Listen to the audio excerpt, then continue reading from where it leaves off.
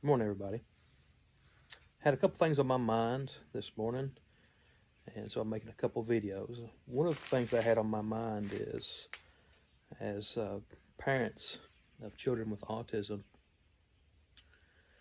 and Christians, where are you, God? I think if we're honest with ourselves, we ask those questions, and it's all right to ask those questions. It's God doesn't it doesn't bother Him for us to ask that. And hardship. Why are we going through this hardship? These are important questions. Well, for those of you who don't know me, my son Daniel, he's 13. He'll be 14 soon.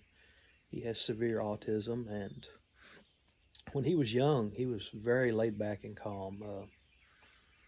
My wife said he had my personality, and we were really grateful for that. But when he became 9 years old, he started having problems with aggression, beating himself, screaming, running his head into door frames, hitting us, throwing things. And things became very difficult. And we try to go through these things, and we're seeking God during those times, but we're also doing a lot ourselves. And I found myself saying, God, where are you in this?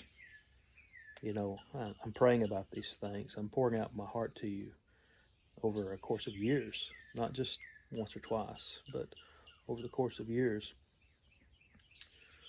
And I found myself one Sunday, I couldn't sing the verses to a song, several songs. I said, God, if you truly love me, would you not take me out of the fire? If you can't take me out of the fire, would you not be in the fire with me and hold me? If you can't take me out of the fire and you can't be in it with me, would you at least let me hear your voice? And God, I don't feel any of those things,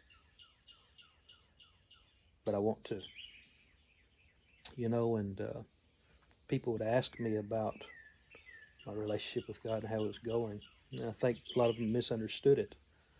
Yes, I was angry, but I wasn't running from God. I was running towards God and afraid I wouldn't find Him. Just think about that. I was running towards Him, afraid I wouldn't find Him. We need God in these situations, and we can't do them alone. They're too hard. They've destroyed a great many people. And God, I've tried. I've given it everything I have, and I've been asking, but I can't do it. I can't follow you unless you're really in it. It has to be real. And that's something we all need to come to a point that we understand. It has to be more than just reading our Christian books, going to Sunday school, going to church. Those are all good things. It has to become real in our lives at some point. It has to have value. Once it has value, we also have something to say. We have a testimony. And it's something that all of us actually desperately need. Unfortunately, a lot of times it comes with pain. It comes with hardship. It comes through realizing it can't be done ourselves and that it needs to be real. And God, I need you to reveal yourself. And so, a lot of times we're afraid to say those kind of things to God, but it's something that we actually need to be doing, because so much of our faith may be a faith that's not actually ours. It's a faith that we've been told about. People in the Bible had, maybe a family member had, but it's not our faith. And we need a faith that's real, that has been real to us, that we can tell others about. A lot of times that comes through hardship. So I was broken. and not just broken, but broken continually, till I felt like everything was burned away, all dreams, all hopes. And I remembered yesterday, there's a song like that. I can't hardly listen to it. I've become too emotional with it. And dreaming about the dreams of yesterday. And a lot of times we think about in our education, we've got this education, we've done this, we had these dreams, and God, was it for nothing? God can still use those things. He can use the education you've received. He can use the dreams that you've had. And He can give you new dreams. And it can be far better than what you thought about in the good old days of yesterday. He can change you. My circumstances haven't changed. It's still difficult. I pick up my son at 11:30 each day because of his aggression, hitting people, hitting himself, throwing things.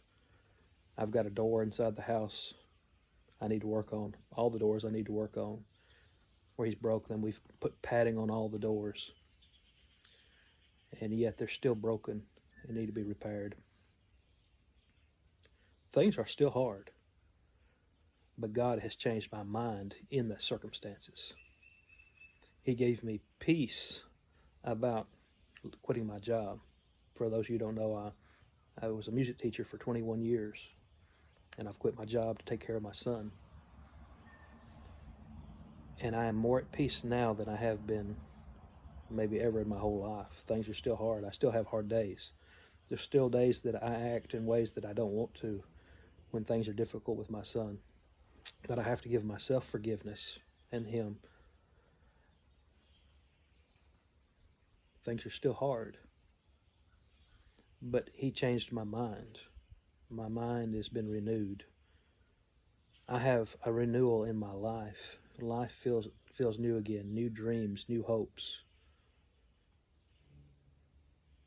I'm sitting out here enjoying the sunshine, watching the hummingbirds. He's given me a new spring. God can make things good again. He can make things new again. Those dreams that we feel like we're gone can be renewed. We can have new dreams. Do we ever have a good fear? A fear of not taking everything God has for us. That may sound greedy, but we should be greedy for the things of God. God, I want everything that you have for me. I don't want to miss anything. If there's something that you have for me, I want it. That's something that we need in our lives. The fear of not living up to what God has for us. Everything. So as we go through these hard times, especially parents of children with special needs, God can bring good up from it. He can give us a new spring in our lives. He may be asking you to follow Him more deeply. You've not been following Him. You've been trying to do it your own way. Or even if you have been trying to follow Him, coming to the point that we have been broken completely to where we can say, God, I have to have you. I can't do this. I have to have you. This relationship, me believing in God, believing in you, it has to be real. It can't be something that a preacher told me about, that my parents told me about. It has to be real for me.